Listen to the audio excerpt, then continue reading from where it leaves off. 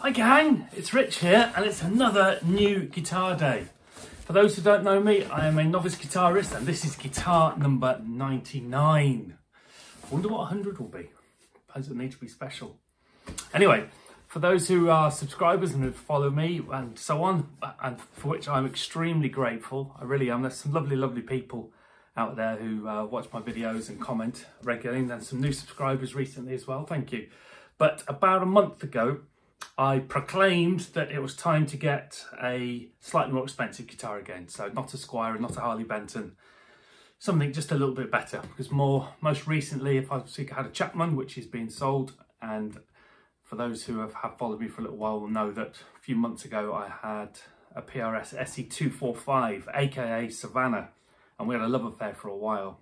And I sold her. I probably shouldn't have. I shouldn't have messed with her, first of all. Then I should have sold her. But anyway, I did. So we're back.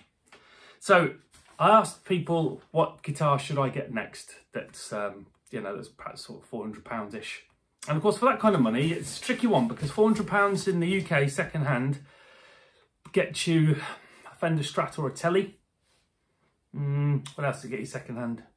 A nice Epiphone Les Paul. There are quite a few options. Or brand new, you're kind of back into Squire territory really at £400. There's a few pretty good Ibanez. There are things to get, but you know, it's that funny price point, isn't it really, of do I get used with a slightly, perception of brand that's higher or what? So as you can see from the title, I've plummeted for another PRS. Now, this might not be that interesting to some people because it's not exactly a new model. It's not a Sire or yet another Harley Benton or something like that people are really get interested in.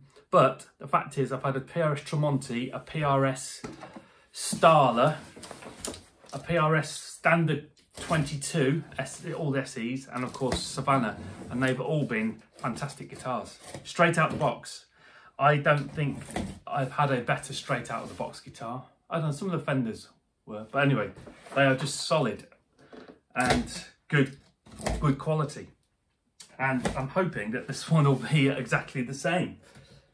Now, the reason I went down the SE, down the standard route, on the surface of it, I'm not quite as keen on the shape of them. Look at this, came from Reedies. Reedies are funny, they don't double box things. This is about the third one I've had from them now. I mean, thank God they've been all right, but really, just having a cardboard box and then the guitar in its gig bag, it's a bit risky. But anyway, so I thought, sort of stick to what you know, because you know PRS is good and you like them, but go for the standard SE rather than the 245 this time, because you've got a coil split on it, which on my Starler I really enjoyed. I thought that it was helpful, it was good, and just to be a little bit different. So you get, I'll get it out in just a sec. You get the difference really between 245 and this one. This scale length is 25 inches. The 245 is 24.5 inches. You get a mahogany body on both, but on this one, you get a maple neck with a rosewood fingerboard, and it's a wide thin. So it's slightly more shreddy, I suppose. Not that I'm a shredder by any stretch. It's a wide thin neck. You get a wide fat on the 245, and it's a mahogany neck with a rosewood fingerboard. So some slight differences, and obviously this has got 24 frets. Now on the surface of it, 24 frets scares me a bit, because as you know, I am a novice, and my orientation on the fretboard would just make it a bit more tricky. The gig bags on these, by the way, are nice. They're like rucksacks, pocket on the front, and they're well padded, and it just comes as part of it. So I paid, this is $475, this cost, brand new. So it's a tiny bit over the budget, really, but you can pay, these are anywhere between sort of $525 and $575. So this is a good deal. So, and I've also gone for a bit of a different colour. I very nearly went for the same colour as Savannah, the tobacco, but I thought, let's be different this time. I've gone for cherry. Vintage cherry. It's a bit too shiny. There's a little bit of figuring going on underneath that paintwork. Let's take it out of hello. Hello there.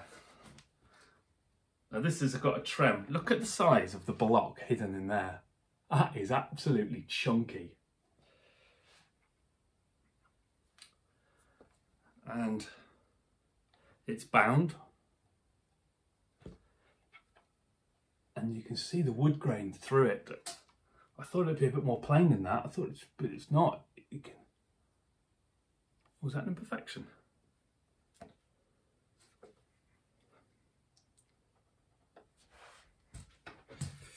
Scrubby dubby dubby with it. Fucking hell, it's got a bit of a scratch on the bottom of it. What bollocks. Come on, shine it out, shine it out. I don't want to send this back.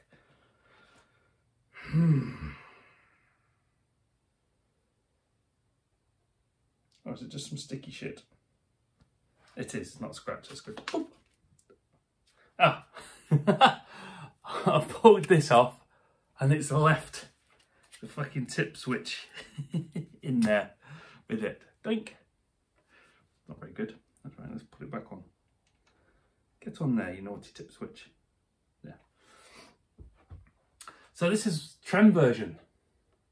As well, what have they done with it? Is it floaty? Yeah, I might have to play with that because I'm not too crazy about floaty tram. Let's move these tags out the way. Oh, so this was the right decision. It really was.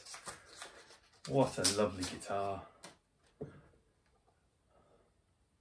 No fret spout. My camera won't pick this up very well, but just like the last one, the frets are polished. I mean, how nice is that? Frets are polished. And the action, Jesus, man. It's as low can be, which I really like. I might not even have to do any setup business, which would be great. What's the nut like?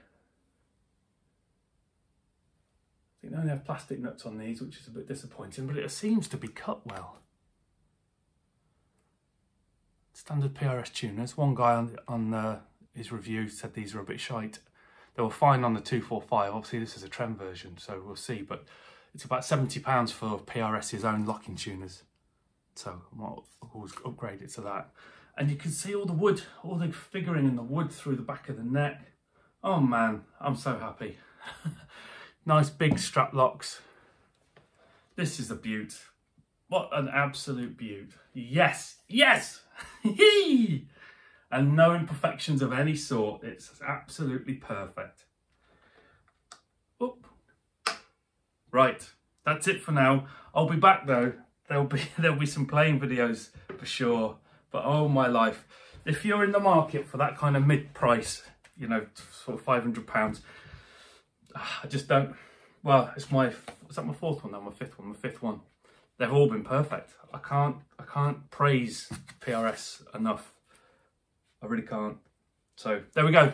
Thanks, folks. I'll catch you later.